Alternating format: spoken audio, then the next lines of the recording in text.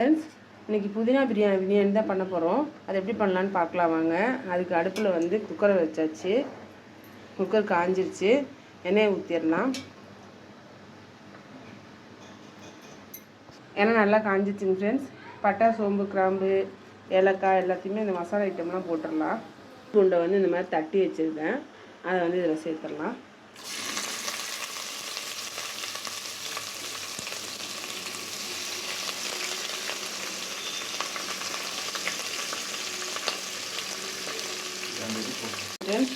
ரெண்டு வெங்காயம், பெரிய வெங்காயத்துக்கு நீள் நீளமாக கட் பண்ணி வச்சுருக்கோம். அதை இதில் சேர்த்துடலாம். புதினாவும் தக்காளியும் இந்த மாதிரி அடித்து வச்சுருக்கோம். இப்போ அதை வந்து வெங்காயம் வணங்கிடுச்சு, அதில் சேர்த்துடலாம்.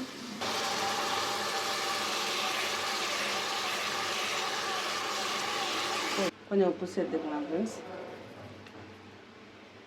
அரிசி நல்லா களைஞ்சி இந்த மாதிரி ஒரு 1/2 hour முன்னாடியே களைஞ்சி ஊற வச்சுக்கோங்க. கொஞ்சம் கெட்டி தயிர் சேர்த்துடலாம். கொஞ்சம் பிரியாணி மசாலாவை சேர்த்துடலாம்.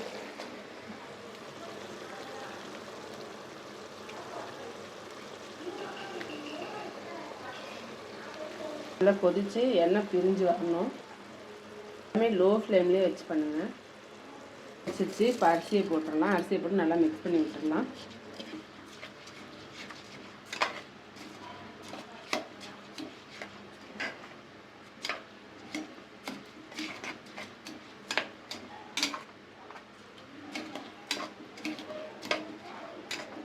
நல்லா கலந்து விட்டுட்டுங்க ஃப்ரெண்ட்ஸ். இப்போ வந்து நாங்கள் 1.5 டம்ளர் அரிசி எடுத்துருக்கோம். அதுக்கு பார்த்திங்கன்னா ஒரு 2 டம்ளர் தண்ணி வேண்டியிருக்கோம்.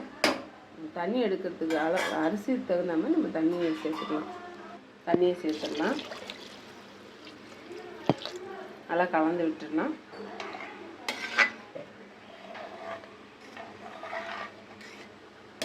அதிலே வெங்காயம் வணக்கிறதுக்கு உப்பு போட்டிருக்கணும். இப்போ கொஞ்சம் உப்பு சேர்த்துக்கலாம். பிரியாணி நல்லா சூப்பராக ரெடி ஆகிடுச்சுங்க ஃப்ரெண்ட்ஸ். இந்த மாதிரி நீங்களும் ட்ரை பண்ணி பாருங்கள். லைக் பண்ணுங்கள், ஷேர் பண்ணுங்கள், கமெண்ட் பண்ணுங்கள், மறக்காமல் சப்ஸ்கிரைப் பண்ணுங்கள்.